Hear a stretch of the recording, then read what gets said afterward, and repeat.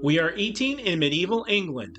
The date is December the 1st, 1473 AD. You have invited a large number of noble families for a Christmas feast at your large country estate, Highcliffe Manor, located a 2-hour carriage ride outside of London. Last week, during a favorable late November chase with many of these same gentlemen, a number of wild boars were successfully hunted. This high-status game, which was difficult to hunt and prized for its meat, would be served at your Christmas time feast. You knew a high reputation was very important to maintain, with Highcliffe Manor known for hosting lavish Christmas feasts among the aristocracy. At this year's Christmas feast, you knew that not only the food had to meet the great expectations of your noble guests. During these times, lively though careful conversation would also be required. Your family was known as loyal supporters of the House of York and Edward IV. There could be no doubt about this allegiance. Therefore, with the birth of Richard of Shrewsbury in August of this same year, this feast would celebrate both the holiday season and this new prince. We are eating boar's head. For decades, there was a traditional meal served at every holiday feast in Highcliffe Manor. This dish was boar's head, king of the forest.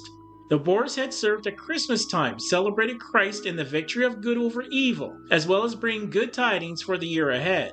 You knew other countries in Northern Europe celebrated their own versions of this traditional meal, even some going back to pagan times, though medieval England had adopted its own particular culture around the boar's head meal. Today you summon your master cook to confirm food and arrangements for your feast. The master cook responds in agreement to the preparations required for your Christmas feast. Guests would pass by soldiers guarding the banquet hall entrance. Important guests would all sit with your family at the high table on a raised floor. The ornate chairs for your family would be positioned under a canopy which showed your family's coat of arms and emblems. Of course, you would be served first. In preparation for making the boar's head delicacy, which was the main dish for this Christmas dinner, the master cook had to ensure that all necessary supplies were at hand. The main ingredient, a boar's head, was secured through the latest hunt. Next, he went downstairs to the cool storage cellars of the manor. There he made sure that a barrel of salted game bird meat was available for the dish. Fortunately, there were plenty available in the large room. Then he went to the smokehouse to see how much bacon was hanging from the specially constructed rafters inside. There was plenty of bacon available. The most expensive ingredients would be the imported spices used for seasoning this dish. The spicery where spices were stored was located in the kitchen. So, the master cook went to the office of the spicer to see if the following ingredients were available in the quantity required.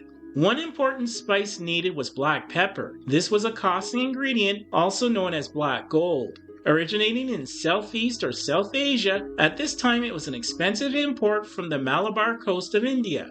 The spicer confirmed that they had purchased black pepper just a few days ago for the spicery. Cloves were also required to make the boar's head dish. The spicer had purchased this expensive spice 1 month ago. London merchants brought this very expensive spice from Arab traders located in the Moluccas or Spice Islands. Another expensive imported spice, ginger, came from the East Indies and India. The same merchants that sold the cloves have provided the ginger as well as cinnamon for the spicery. Almonds and sugar have been imported from a distributor in Venice. Raisins were also purchased through this merchant who had imported them from Malaga in Spain. Our next spice required was nutmeg, a luxurious product imported from the Banda Islands of what would be part of Indonesia centuries later. Fortunately, it was in the spicery. Saffron, another expensive ingredient used for coloring, had been acquired domestically from a grower in Essex the prior week. Finally, the master cook visited the root cellar, where they stored root vegetables. Inside this large, cool, dark room, he needed to obtain various items. After looking in a few areas, the cook found carrots, onions, and parsnips. He also located dried rosemary sprigs in one sealed container with dried apples in another sealed ceramic pot. When he returned from the cellar, he instructed 2 servants to bring a cask of red wine to the kitchen. This quality red wine was recently imported from the Bordeaux region.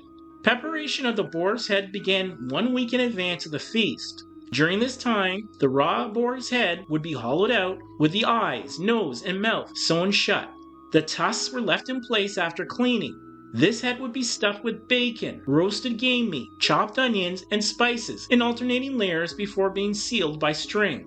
Now, the boar's head would be wrapped in cloth and boiled on a layer of carrots, parsnips, and onions. Next, after simmering a few hours, the head would be cooled overnight. The following day, the boar's head was covered in warm lard and black ash to appear as fur, with rosemary sprigs added to the head.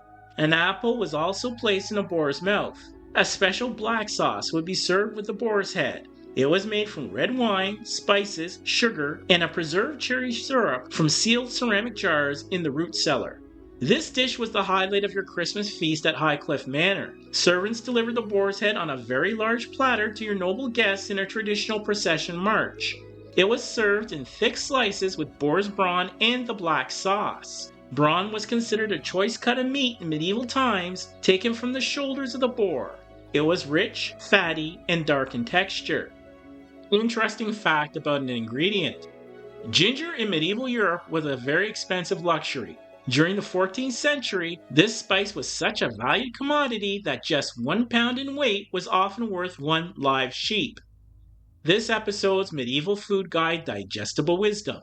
May you celebrate every day like a delicious feast, with people that you favor and foods that you savor. Thank you for supporting us at Medieval Modern. Be sure to watch our next episode or any other fascinating video or playlist from our Medieval Modern channel. Also, be sure to like, subscribe, comment, click the notification bell, and share this channel so we can create more exciting content. I wish you good tidings as we remember that sharing knowledge has been a noble deed throughout the ages.